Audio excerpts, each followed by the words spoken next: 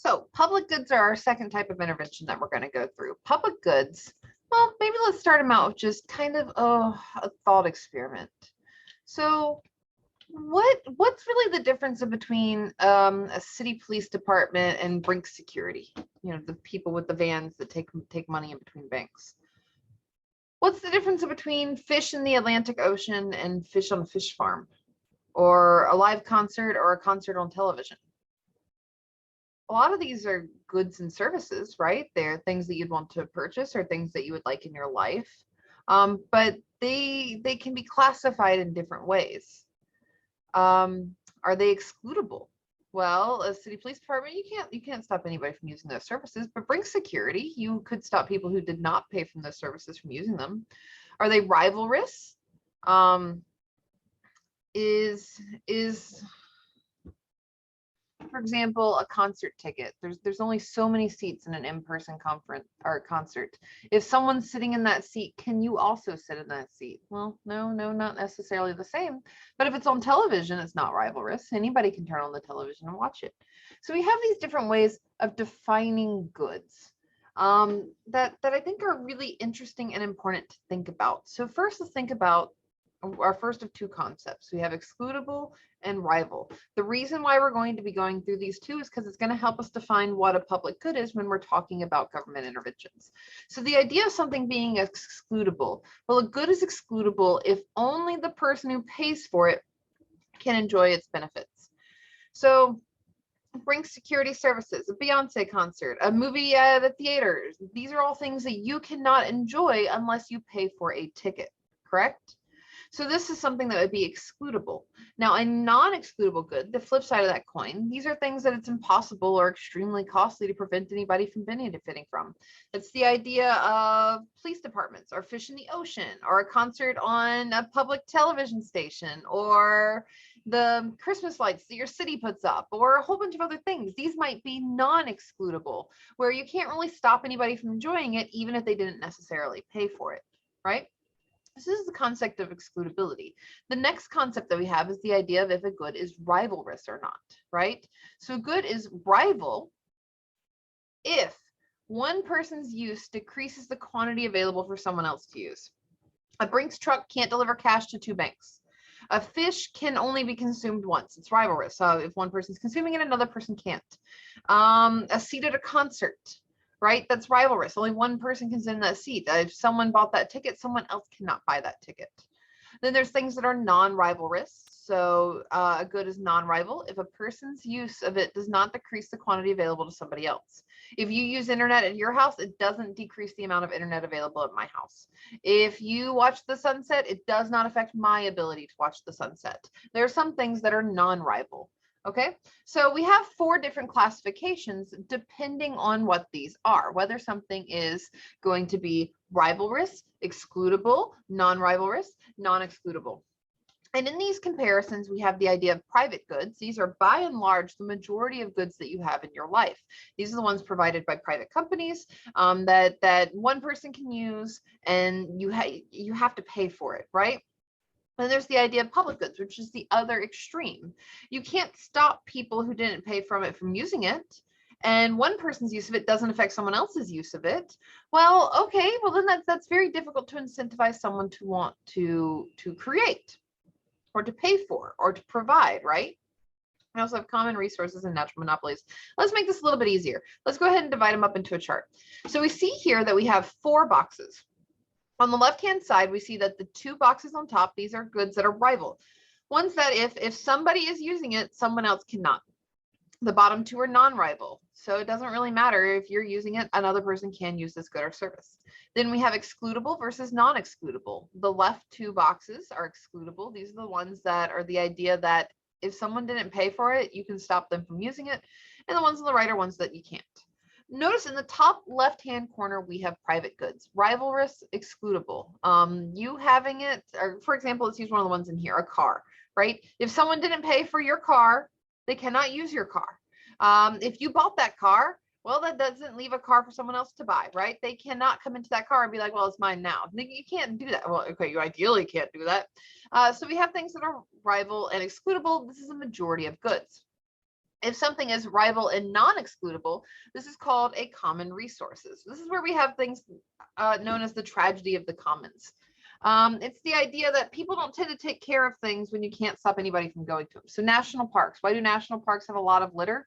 Well, it's because, if you're enjoying a park and it's a very small park or something, it might be difficult for someone else to come in and enjoy that same spot, but it's not excludable. I can't stop anybody from coming in. Fish in the ocean, there's only so many fish in the ocean. If you take some out and you eat them, well, then that same fish cannot be eaten by somebody else, but it's not excludable. Anybody can go to the ocean and fish.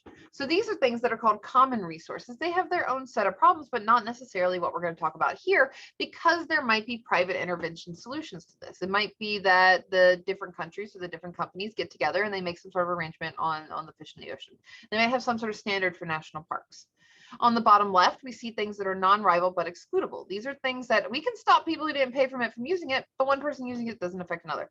If you're watching cable at your house, doesn't affect my ability to watch cable at my house, except I haven't had a cable package in 10 or 15 years, but besides that. Internet, if I'm using the internet at my house, doesn't affect your ability to use the internet. But if you didn't pay for it, you're not getting it, right? It's still excludable. These are natural monopoly goods. And there are times where monopolies kind of make sense, right? It's a thing where the marginal cost might be very, very low because it is a non-rival good, but you can exclude it if people do not pay for the price. All right, then we have the final one, the one where we start to think about government intervention, and that's the idea of public goods. So goods that are non-excludable and non-rival. These are things like national defense, right? National defense, you can't go around and say, I'm only protecting the people who pay their taxes. You can't do that. It's a non-excludable good. It's also non-rival. If one person's protected by national defense, it doesn't affect another person's ability to be protected by national defense. Air traffic control, law, a lot of government provided services tends to fall into this public goods category. The reason for that is because it's very, very difficult to incentivize people to purchase, right? National defense, that's very expensive. You yourself sitting at home, you might not have the money or the resources or the time or the ability to go purchase a ton of tanks and planes and pay soldiers and things like that. You by yourself, that wouldn't make feasible financial sense, especially because you can't stop anybody else from using that national defense, and you using it doesn't affect other people's ability to use it, right? So there's no real reason or incentive for you to be the one to pay for it. If anybody pays for it, you can get it, right? So public goods are tricky. They're tricky in the fact that it's very difficult for private companies or private individuals to provide. They're much larger and they're more interconnected sometimes. So these are the things that our government tends to buy, right? Of the things our government buys: national defense, protection, construction and maintenance of transportation and infrastructure. These kind of fit the definition of public good, where it doesn't make sense for individuals to provide. They're non-rival and non-excludable. Now, there are a couple things that our government does buy that doesn't necessarily fit directly into this category. A majority of it does. Infrastructure and all of those things do. But healthcare and education tend to be a little different. Those are rival and excludable. So why aren't they considered private goods? Well, the reason why they're not considered private goods and the government may still provide them, even though they're rival and excludable, is the idea that the social marginal benefit is so much larger than the private marginal benefit that if you pay the small cost for providing parts of it for private individuals, that society is way better off compared to what that cost would end up being, right? So those are things that our government buys when it relates to public goods. Another reason for potential government intervention would be the idea of incomplete information. Sometimes we don't know the situation. We as buyers would like to go into the store and understand what each thing is, right? I know what strawberries are, and I know what health benefits they have. I know what pasta is and what health benefits pasta has, or lack of, but pasta is still delicious. There might be incomplete information. When there's incomplete information, this means that participants in a market may not have all the information about prices, quality, technology, or risks. If there was, let's say, a very extreme example, right? Let's say that there was no licenses for surgeons. Anybody could be a surgeon immediately right now. There was no quality check on them. Well, then if you needed a surgery, it'd be very difficult to figure out what surgeon to go to, right? You would see lots of different options, but you wouldn't really have all the information related to, well, what's their history working with patients? What is a signal? If no one has licenses, what is a signal to ensure that my surgeon has had training in surgery, right? So if there's incomplete information, sometimes that leads to inefficient outcomes. This led to a lot of issues with quality and safety concerns in the late 1800s, early 1900s, until licensing and other types of regulatory agencies for the purpose of quality and safety started growing in the 1940s. So anyways, the government serves as a provider of information to combat some of the inefficiencies caused by incomplete and asymmetric information. Why does the government require all doctors to go to medical school and get licensed or board certified? For the purpose of, you don't want surgeons running down the streets doing heart surgery who have no license, right? It was for the purpose of quality and safety. Other ones that have been created is like OSHA, making sure that occupational safety or Occupational Safety and Health Administration. It's for the purpose of making sure that workplace environments are safe. The SEA, different types of certifications, truth in lending practices, where if you're going to lend money, you have to be upfront about what the rates are going to be. Truth in advertising, you can't advertise. This happens a lot in food. You can't advertise like a sandwich for your store or your company or something else, and then show an entirely different project and then bait and switch people when they come in through the door, right? Contract enforcement, making people stay up to contracts. So incomplete information, these are just series of laws where it makes sense to have government intervention for the purpose of quality and safety, and to make sure that there's transparency or information provided on what a good or service is. And that's another typical reason why there might be government intervention. Another one might be the idea of rent seeking, right? So rent seeking is the idea that sometimes there might be lobbyists or interested groups who want much more provided to them than what the socially beneficial amount would be.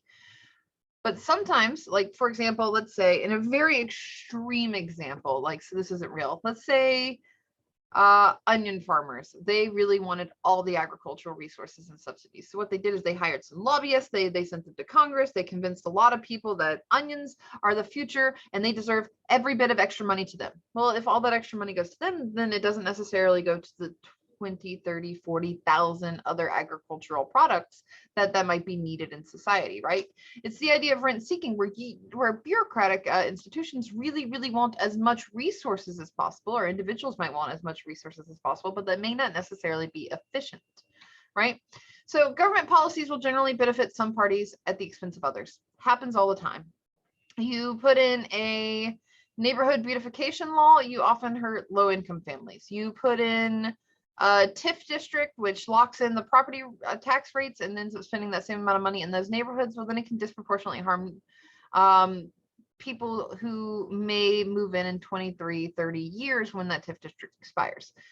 You might, let's see, government policies that allow, I don't know, cigarette vending machines in some areas might cause higher rates of secondhand lung cancer because there's more cigarettes available in some places. Like, it's just, there's lots of different things that could happen where a government policy generally is meant to like benefit people. It's meant to benefit revenue. It's meant to try to make something better, like clean up a neighborhood or something like that, but it might come at the expense of a different group. So lobbyists, these are people and groups and organizations that spend sums of money, large sums of money, in an attempt to affect these policies, because they would really like those benefits to come to them and not necessarily the harm or detriment, right? They would like to be the ones who are better off from a transaction. Why does Facebook and Amazon care a lot about internet policies when it comes to social media and buying and selling of goods and services? Well, because they prefer to get the benefits from them, right? They would prefer those rules be written in a way that would at least benefit them and keep out competition, as opposed to ones that would harm them themselves or limit them themselves. That this is the different type of lobbying practice that we see happening all the time, right? The process of wanting the benefits to come to your group or organization and paying lobbyists to influence policies for these purposes. This is kind of known as rent seeking, right? Especially when receiving subsidies, when a particular group wants to have additional subsidies or money coming in to incentivize their goods and services. This is typically known as rent seeking because it may not be the societally optimal amount of funds or resources to a group or organization. So there are some problems with private subsidies, right? Subsidies are just the opposite of taxes. Taxes are fees that have to be paid to a government organization. Subsidies are a government organization paying money to an individual or a business for the purpose of making their cost of producing something cheaper, or their price of supplying something cheaper. So the subsidy budget needs to be administered by bureaucrats. There's lots of bureaucrats who they take the budget and they have to figure out where it all goes, right? And they might, end up spending a lot of this cost on administration or on the size of the subsidies. So producers receiving the subsidies might allocate some of it to lobbying. They might say, oh, okay, well, you're giving us some money so that we can produce cheaper corn and sell corn at a reasonable price to all the places that make chips. Okay, but maybe we're only going to do that with like 85% of the money, and the other 15% we're going to be spent using on lobbying efforts in order to try to give you get you to give us a larger subsidy the next time around. So these actions eventually lead to typically inefficient outcomes. They in studies or in economic studies don't always go where social marginal benefit equals social marginal cost, right? Oftentimes it's overshooting or undershooting, which can cause some sort of deadweight loss or surplus issue as well. So let's talk about some government institutions in which we have to think about when we're thinking about subsidies and monetary policy and everything else. Because, I mean, the purpose of this entire set of lectures were to think about prices, regulation, and some of the costs that are associated with it. Well, a lot of regulations, when it relates specifically to money and financial districts, a lot of this goes through the Federal Reserve. So the Federal Reserve Act was created in 1913. This was the idea that the United States said, hey, we need a central bank. It's something that most countries in between 1913 and 1930 adopted, but some did end up adopting later. The central bank technically is its own organization, right? It is not a branch of the government, but it still operates by government hiring practices. The president is the one who ends up appointing whoever is in charge of the Federal Reserve. So though it is its own entity, it doesn't act as its own entity, right? So the Federal Reserve in the United States of America, which is a series of 12 or 13 independent Federal Reserves, the St. Louis Federal Reserve right down the road, pretty interesting, kind of cool. They have a money museum if you ever get a chance to go down there and check it out. It's kind of neat, see some of the history. Plus the Federal Reserve Board in Washington, D.C. The primary mission of the Fed is to be able to promote economic growth and lower inflation and stable financial markets. So they're the ones that try to help with a target of inflation. Typically, they like to target inflation to be 2 to 3%. And when inflation has grown drastically above that, they might end up contracting the money supply. So ending up selling a lot of treasury bills and things like that in order to be able to remove funds that people are using to buy goods and services in order to make it so that there's less money within the economy and prices might stay more stable. Other things that they might do is when inflation is a little bit lower than what's needed, because there is a healthy amount of inflation for growth in society. If we're below that target, sometimes they might end up purchasing those bills and treasuries back out to get more money back out into society. So there's more money for people to spend. When there's more money people to spend, prices can go up. It's a way of trying to help control this policy. Now, they do more than just that. They do things like quantitative easing. They do things like setting target interest rates that banks have to maintain. They set interest rates on lending, which banks can adjust and be higher than, but they cannot go less than, right? And there's two main responsibilities of the Federal Reserve. First is the monetary policy, the idea of what's happening with money. The second is oversight and regulation of financial markets. Their job is to make sure that banks aren't operating at a loss. They make sure that they have to have a balanced budget. They make sure that they have to have reserve deposits, where some percentage of the money that's supposed to be in a bank goes and sits at the Federal Reserve. So if there's ever a drastic emergency, that money is still available, right? It hasn't been lent out. They try to ensure that there's good practices with this. So with the Federal Reserve, 12 regional banks all over the place. St. Louis has one, Atlanta has one, Richmond has one, a bunch of other places that they're really interesting and unique buildings to visit. Though be sure, if you're ever going to go visit, to go check out one of the museums in these places or something like that, that you are prepared for security, because you will have to go through a lot of security and you will not be able to see a majority of the building. But they assess economic conditions in their region. For example, the St. Louis Federal Reserve checks out what's happening in the St. Louis Metro. They have a lot of invested interest in that. They also care a lot about what's happening throughout the Midwest. So they try to keep up with what's happening with agriculture here, what's happening with employment, what's happening with unemployment, what's happening with money and banking and everything else, and provide services to the commercial banks within this district. So these Federal Reserve banks are run by a board of governors that are in Washington, D.C. There are 7 governors that are appointed by the president and confirmed by the Senate. and they work 14 years at a time. Now they're staggered so that every 2 years another person has to leave and a new one comes in. Then there's another chairman of the board, which this is selected by the president from the governors that have been appointed. So out of the governors that are there, selecting one of them. This person serves a 4-year term, in which case afterwards you have to reappoint them. Typically these are not political appointments, right? Each of the governors are often a PhD economist who they study monetary policy, and they don't typically have political alignments. All right, so within all of this, we also have to think about the Federal Open Market Committee. So when we're thinking about the Fed's role, we need to think about what does the Fed actually do, right? The Federal Reserve Bank is very interesting and just fascinating sometimes. So the committee, this is made up of 7 of the Fed governors. Each of the Federal Reserves all over the United States, they have their own governors that are appointed, and the 7 governors, the president of the New York Fed, and 4 presidents chosen on a rotating basis from the other Federal Reserves, they come together and they need to make decisions when it comes to what is done with monetary policy. And this is major monetary policy. So it's the idea of what's happening with interest rates. This is why every few months you start hearing something about, the Federal Reserve is thinking about raising or lowering the interest rates. For the most part, since the Great Recession, the interest rates in monetary policy have been close to zero for a very, very long time. The reason for this was to incentivize banks to actually lend money, right? And to keep people from saving too much at a time where it would be better for surpluses if people began spending money. They also changed reserve ratios, how much commercial banks have to set aside and send to the Federal Reserve of the money that they lend out and save and that people deposit with them, so that there's an emergency branch of money available if something happens, right? There's also open market operations. So it's the idea of purchasing and selling treasury bills, treasury deposits, things like that. So these are actually pretty major decisions that are made by the Federal Open Market Committee that affect so much of what happens. The value of what the $10 in your pocket can buy, whether it's lunch, dinner, or just a coffee, the amount or purchasing power of the dollar is often made in these committee decisions, which is kind of neat to think about. I always feel like this section's a little conglomerated of lots of different things, but I really enjoy the fact that we talk about it. So with the Open Market Committee and the different feds all contributing to their communities and their societies and everything else, and they're really working directly with banks, they also have the role in stabilizing markets. So this is something that is very important, right? Let's think back to the Great Recession. There were depositors who lost confidence in their banks. A lot of this was spurred by the fact that in the 1920s, it was the roaring 20s. Things were going really, really well. But people started to see money or writing on the wall when it came to the money. Sometimes they realized, wow, some of these firms are over leveraged.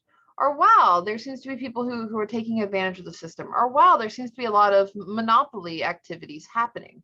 So what happened originally was that some very rich stock traders started to pull out their money slowly and then more fastly after that. Once they realized a lot of the rich stock traders were pulling out their money, everybody started to pull out their money. And this is where we had the idea of bank runs. This was before there were federally insured deposits, where you knew that at least, and I think it's like $250,000 today, but at least some of your money, no matter what, would be there and is secured by the government. It wasn't like that at the time back in the 1920s. So everybody thought, wow, the banks are going to fail. They don't have money because they keep lending out the same dollar over and over and over, because they lend out $1, that person deposits it. So they go and lend out that money again, and then it gets deposited.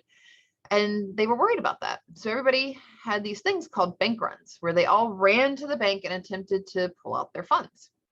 Well, oftentimes banks don't just sit on piles of money because they need to make money. You know, they have tellers to pay and everybody else.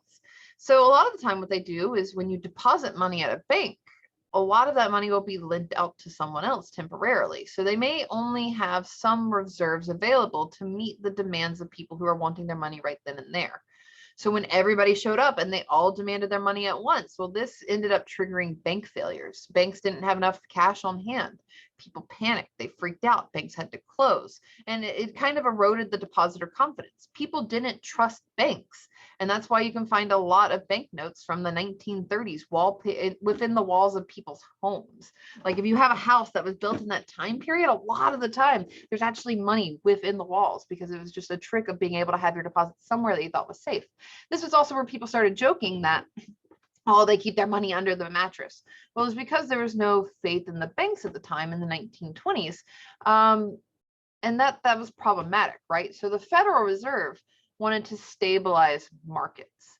They said, this is not good. We can't have banks failing like this. So what can the government do? Well, the first thing that they decided to do, working with the Fed and the US Treasury, was they offered deposit insurance. And this is why every time you sign up for a bank account, they tell you the information of, is your deposit insured? That's the idea that your bank account, up to some amount of money, the government will absolutely make sure is there, right? If you wanted to run to the bank and you really want it, it's insured to the point where if that bank fails, they will give you back that much. I'm pretty sure right now it's set at about 250,000. So if you have 260,000, you might be losing 10,000 of it if the bank fails, but you will at least have 250. For most people, this is above the amount that they keep in a general bank account anyways, right? Because most of the time, if you have above that, it's in a stock market, it's in some sort of other financially profitable venture. They also started setting an overnight loans rate. So overnight loans, these are sort of emergency loans that happen because at the end of the day, banks have lent out money, they've borrowed money, they got to make sure they have a balanced sheet at the end of the day, that everything's accounted for. So sometimes they might need to temporarily borrow money from another institution or from the Federal Reserve itself. So the Federal Reserve started offering a rate for that, which is typically very low. So if they need to be able to balance their budget, they can do so quickly. The reason for doing this was the idea that if you can tell people, you know what, no matter what, even if things go wrong, even if your bank fails, your money is there. And the bank being able to borrow money in a very short period of time when they need it overnight. This helped with consumer confidence greatly. I'm pretty sure almost everybody watching this video probably has a bank account, right? Or at least knows people with bank accounts. It's a very regularly used institution where you feel like your money is going to be safe, right? And since people felt like their money is generally safe, even in bad times, even in the Great Recession that happened back in 2006 to 2008, people went to go run and collect their money, but not nearly at the levels that happened in the 1920s. There was deposit insurance. People felt better about these situations. They felt safer. And they were able to at least weather through it, right? It also kept prices from varying greatly because if everybody pulls out their money from every single bank at once, well, that's a lot of new money in society at the same time for buying and selling. That's going to affect what prices are going to be. It's going to affect what rental or mortgages are going to be. So making people feel safer about where their money is through these sorts of practices, and by causing banks to need to be responsible and at least maintain some of the money as a reserve, this keeps prices from varying in the short run and helps prevent these bank runs that we saw in the 1920s. Now, all the way up to the Great Recession, this is where things get kind of interesting. I remember this. During the Great Recession, I was in high school and I was working an internship at a finance firm. So I would go in, and it was a smaller finance firm that helped a bunch of families in the area manage their retirement, manage their savings, and everything else. So I went into work that day when Lehman Brothers, I think, failed and things started to get real messy, and the phones were ringing off the hook. And everybody was crying, and everybody was very upset. And it was kind of the beginning of what was a tumultuous, I can't even pronounce the word, just turmoil of the next few years. Right? A lot of this was because there were unsafe mortgage practices happening and that they had added up. And all of a sudden, there were lots and lots and lots of mortgages that weren't really secured by the ability for people to be able to pay them. Right? So once they started defaulting, there was chain reactions that happened that ended up affecting a majority of the financial markets. So during the Great Recession, what do we see happen? Well, the Federal Reserve stepped in and they said, we do not need the 1920s to happen again. So they took a couple main steps. First, what they did was they cut interest rates, and they've lasted for years. Even to this day, we either have a zero or close to zero interest rate a majority of the time for overnight deposits through the Federal Reserve, which is what most interest rates are then prefaced on. It's to the point where I teach lots of students in my undergrad who they've never lived at a time where there was money that they could make in their savings account, right? Because interest rates were so low that the idea that you could get interest on your savings account is just a foreign concept to them, right? There was also targeted assistance for failing institutions. In between 2006 to 2009, we did see many community banks fail, but there was targeted assistance on working with them and merging them into other branches. And this is where we saw a lot of the small community banks become slightly larger community banks, which were systems of community banks. They also had quantitative easing. This was something that the Federal Reserve took a huge scale to be able to do. They bought up a lot of these very unsafe mortgages that people were defaulting on, and all the securities that were built of these unsafe mortgages that people were defaulting on. And they bought lots of them, but they needed to get them back to society. So instead, what they would do is they would create packages where they would have a whole bunch of very, very healthy mortgages and then put 2 or 3 unhealthy mortgages in it and then sell those off. Then another one where it's a whole bunch of very healthy mortgages, 2 or 3 unhealthy mortgage-backed securities, send them off. And it was a way of trying to create safer financial systems by very, very slowly integrating these toxic assets so that they don't really affect things anymore. They also forwarded guidance about interest rates and spoke to every bank. It got to the point where Ben Bernanke during this time, who was, if I'm not mistaken, the chair of the Federal Reserve, right? So he was the chair, he was the top dog. And what he did was he brought a whole bunch of people. So the top 10 or 12 banks, I think, he brought their presidents into a room. There was no recordings of this time. No one was allowed their cell phones. And he sat them down and he said, here's a 3-page proposal. The idea of any legal document for policy change being 3 pages is insanity, by the way. But it was, here's 3 pages and here's our plan. I need all of you, every single bank in here. We know that at least 2 of you are going to fail if you do not get an injection of money. But if we only give an injection of money to 2 of these banks, 2 of these very large banks, that's about 10% of the deposits in the United States, 10% of the money that individuals have in the United States. If we allow 2 of you to take the loans, people aren't going to trust those banks anymore. They're going to run against them. They're probably going to put them out of business, and there's going to be huge financial turmoil. So what we need, here's the 3-page document on it. We need every single one of these large banks, each of you, to take an injection of money. We need every single one of you to take the loan, because then no one knows who the 2 failing banks are. Every single bank had taken a loan. You can't figure out which major bank. This is the Bank of America. This is the Wells Fargo's. This is everything else in one room. They can't tell who are the 2 that are about to fail. And lots of banks didn't want to do this. They did it anyways. They eventually got convinced in this meeting, and they left with their 3 pages and a lot of money that was getting transferred to each of these banks. And that was one move that the Federal Reserve did to be able to keep it so depositors felt confident in their banks. Now, 2 or 3 years later, all the banks had to pay them back. So they had to pay back the Federal Reserve. Some of them had never even touched the money. They just put it into account and sent it back afterwards. But it kept banks from failing, and it helped with consumer confidence. So notice how different that is from the story I told in the 1920s, right? In the 1920s, where there were bank runs, 1 out of every 4 people who were actively looking for a job could not find a job. That's 1 out of 4 of the people actively looking for a job. It does not include the people who left the labor market. Instead, during the Great Recession, we saw at most unemployment rates of 12 to 15% in some states, sometimes as high as 17, depending on city, right? But unemployment, though they made all these actions and the banks didn't necessarily fail, this is where we got the concept of too big to fail.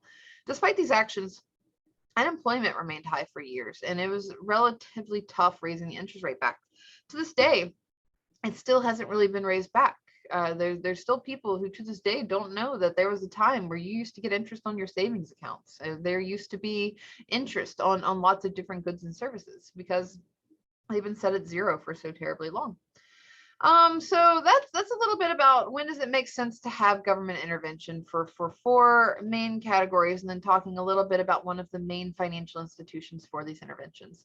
After this, what we're going to be doing, because week 6 is really just a hodgepodge of different main concepts put together, we're going to go into the idea of uncertainty, search, and auctions, because I need to give you just a little bit more information into some of the overview of things of managerial econ. So I'm going to go ahead and stop it here since that's its own section, and I'll see you in the next video. See you soon.